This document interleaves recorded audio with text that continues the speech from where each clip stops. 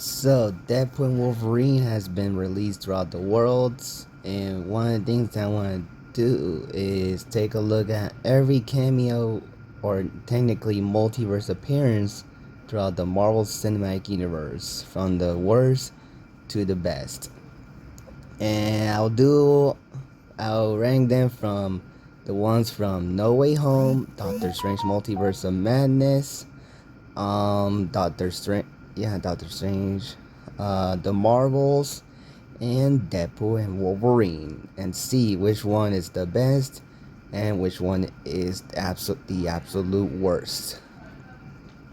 So let's start this off with the worst, which to me will be Sandman from No Way Home. And honestly, it's because I did think Sandman and Spider-Man 3 was decent enough. And the way they used Sandman in this movie, they didn't have the real actor. He just voices the character, and archive footage of him is used. But and it feels weird that he is okay with being a villain at the third act, even though the reason he was fighting Spider-Man because Spider-Man was threatening him and Venom was convincing him to fight Spider-Man, but all he wanted was to see his daughter. So it feels weird that he was okay with joining the villains to fight Spider-Man. Next up is the Lizard from Spider-Man No Way Home, which to me is honestly not so bad. It's just he didn't interest me that much. He did have some cool action there, but he was fine. And he feels a little different from the Amazing Spider-Man from 2012, or maybe that's just me. Next up is Laura from Deadpool and Wolverine, which I think it would have been higher had she not been spoiled by the trailer, because when she showed up, I enjoyed it. I would have loved it even more if it was not shown in the trailers, because I think that's the one that deserved to be like but they didn't care because that Nikki wanted to be the premiere, which I understand, but it feels strange. But as her cameo, which is mostly like a supporting role, she was decent enough. She had a very awesome fight scene and good interaction with Wolverine in the movie about how he feels a little depressed about what's going on with him. And it felt weird that she was the only one that came at the end, even though last time we saw her was the Yellow Rock eating the place that Laura was in. So it feels weird she was the only one that survived and not Electra, Blade, and Gambit. Next up is actually in 4 people, the Illuminati members. John Krasinski, Captain Marvel, Captain Carter, and Black Bolt. Mainly because I put them together is because they have their fate is similar, where they introduce themselves, talk about what's been happening with the multiverse and their own Doctor Strange, and then when they confront Wanda, they all die. So that's why I included them in the same time. Though it was cool seeing them, especially John Krasinski as Reed Richards, since he was the most popular choice for the character. Captain Carter because it was one from What If. Black Bolt after the second attempt after a failed attempt at first. And I didn't know that Maria Rambeau could be a Captain Marvel, but that was fascinating. And they had some very awesome costumes. that resemble the ones that we saw before. But if they were more prominent, they would have been higher. Next up, Doc Ock from Spider-Man No Way Home, who I thought was a very, very good character introduction. He had a very Alfred Molina has not give up on the character. He still remembers what Doc Ock was like and how to portray the character. And he has a very frightened but also interesting appearance in the movie, where he was feeling not happy about Peter Parker, feeling that what he's gonna do will be terrible. But when Peter Parker fixed him, he joined the good side and saved the Spider-Mans from Electro. And he has some, and that makes sense to make him a good guy, since he sacrificed himself to save people at the end of Spider-Man 2. And it was cool to see Doc Ock in it. Next up, Jamie Foxx as Electro, who I thought was probably my favorite out of them, because he's probably the most redeemed out of the Spider-Man villains that return in No Way Home. Because unlike the Amazing Spider-Man 2, where he's all blue and feels and is more sympathetic, this Electro tries to be like the source material with some yellow lightning and some having brief moments of the yellow helmet he had. And Jamie Foxx still gives a very solid performance as the character. I really liked it, and he made for a very fun villain, No Way Home. And probably also my favorite one, Willem Dafoe as Green Goblin. He is very, very menacing in this movie, in No Way Home, because he was the villain of No Way Home, and it makes sense because he was the villain in the Sam Raimi Spider-Man movies, even after he died in the original Spider-Man. And he has a very fun appearance in the movie, where he tries to break out of the demons of him, of his other Green Goblin side. But then a few scenes later, the Green Goblin in him starts to taking over his personality. And he also killed Aunt May, and has a very awesome, better, superior costume, unlike the Sam Raimi movies. And he was a fun antagonist in the movie. I really liked seeing Willem Dafoe as Green Goblin. Next up is Beast from the Marvels, who I thought was an okay cameo. It was just a simple cameo. Didn't I expect, but it was very cool to see Beast. Didn't know why Beast has to be an important character, since he kinda doesn't have to do with the actual story, but it's cool seeing Kelsey Grammer back as Beast. And I wonder what they're gonna do with him later.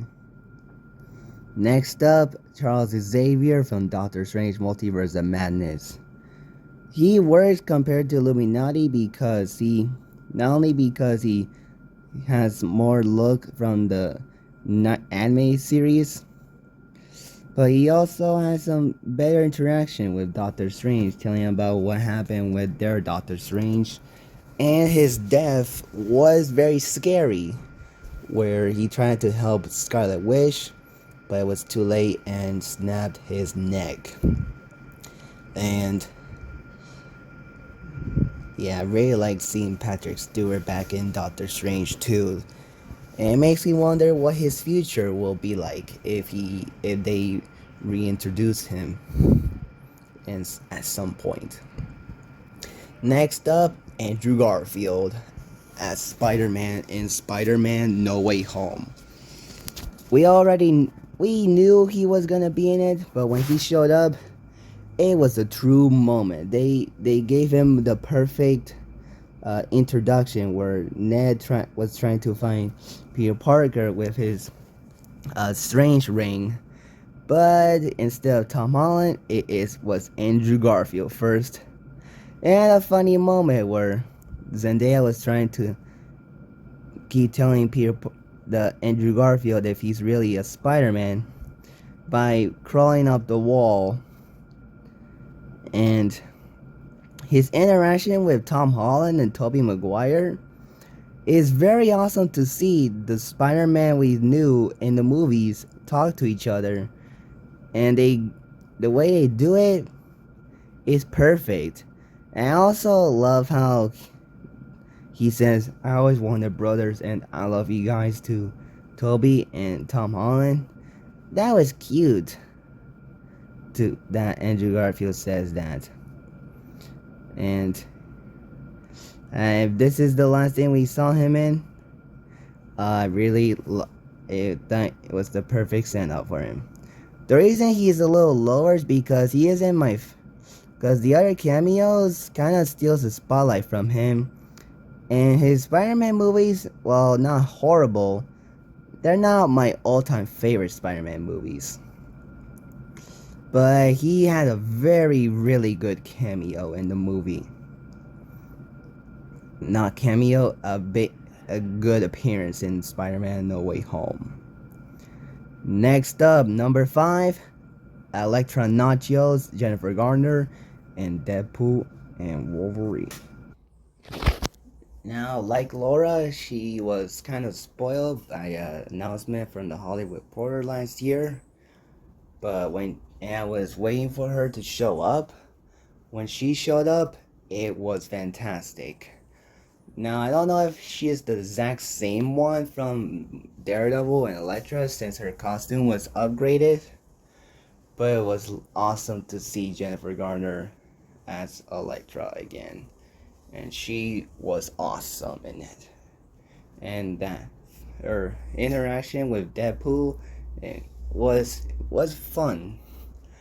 And that she has a bigger role in it alongside Gambit and Blade makes her appearance even more better and fun to watch. And I'm really glad they brought her back.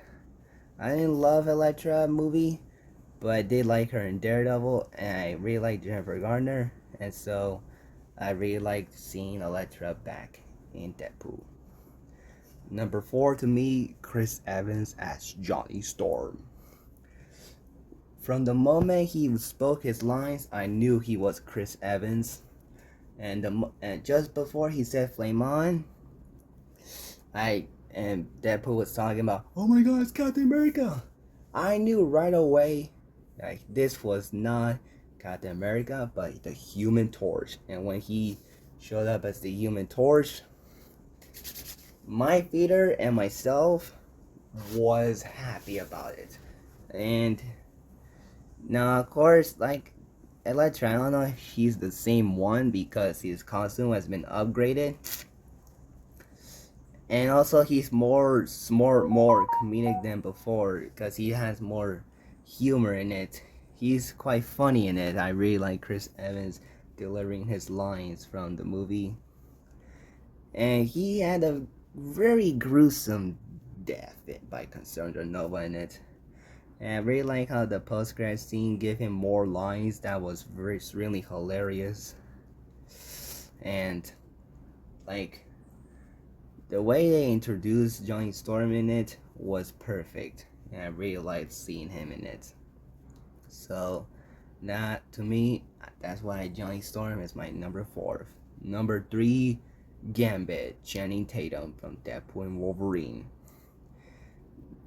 This was the cameo that I thought was fun and also cute at the same time because just like Nicolas Cage, because the same reason why Nicolas Cage was Superman in Teen Titans Go in the Flash is the same reason why Gambit is played by Channing Tatum, because he was going to be in Gambit in the Gambit movie, but due to numerous delays, director changes, and Disney canceling it, it never came through.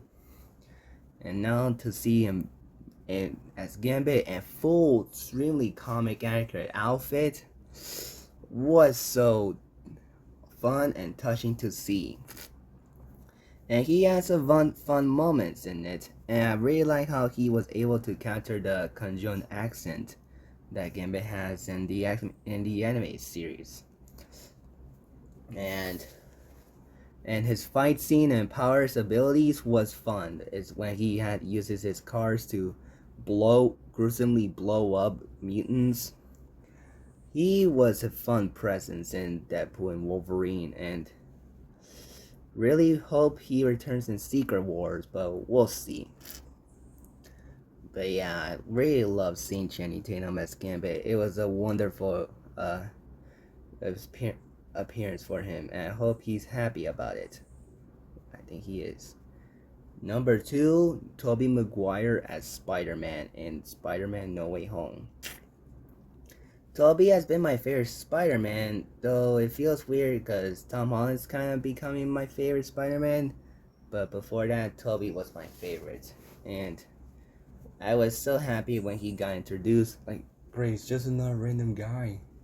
And the speech he gave alongside Andrew Garfield with Tom Holland about Aunt May's death was emotional. And his interaction with Garfield and Holland and No Way Home when they go to the Statue of Liberty was fun, and was very crazy to see these 3 Spider-Man live action actors talk to each other and interact with each other. And even in his mid-40s, Tobey has not give up on Spider-Man because he still knows how to act as Spider-Man. And I really like his costume in it. It was cool to see it again. And his scene where he prevented Spider-Man from killing Green Goblin was a very good scene, though he was stabbed by Green Goblin, which kind of feel a little worried. But thankfully he was okay, and might be okay when he returned home. Though we never see him return home. And I really like where he responses to Tom Holland about the Avengers. He said, "The Avengers? That's great! What is that? How is this helping?" That got me a laugh out of me, honestly. That was a very good joke. But my number 1 to me is probably Wesley Snipes as Blade in Deadpool and Wolverine. Because this was one that I did not see coming at all. Not only because this was like a 20-year reunion for Wesley Snipes and Ryan Reynolds after they appeared in Blade Trinity, where Wesley Snipes did not have the best time in the movie. And also because I thought they were just gonna use 20th Century Fox characters, something that Blade is not. He was New Line Cinema, but the fact that they had the balls to include him in Deadpool was extremely epic. And again, he has not given up on Blade because he still looks like him, and it still acts like him, from his costume, his haircut, his mustache, his sunglasses, his fight. He was born to play Blade, and honestly made me less care about Mahershala Ali's upcoming Blade movie, because I want to see Wesley Snipes return in possibly Secret Wars, which I hope he does, because that will be super epic. And though it sucks that he we don't see him, but I think he died because of Alaroth. but it was so cool to see an unexpectedly shocking appearance of Blade in this movie, and I really loved it. So that's my number one favorite multiverse appearance in the Marvel Cinematic Universe. So let me know in the comments below what are your favorite multiverse appearance in the Marvel Cinematic Universe. Peace out. Bye.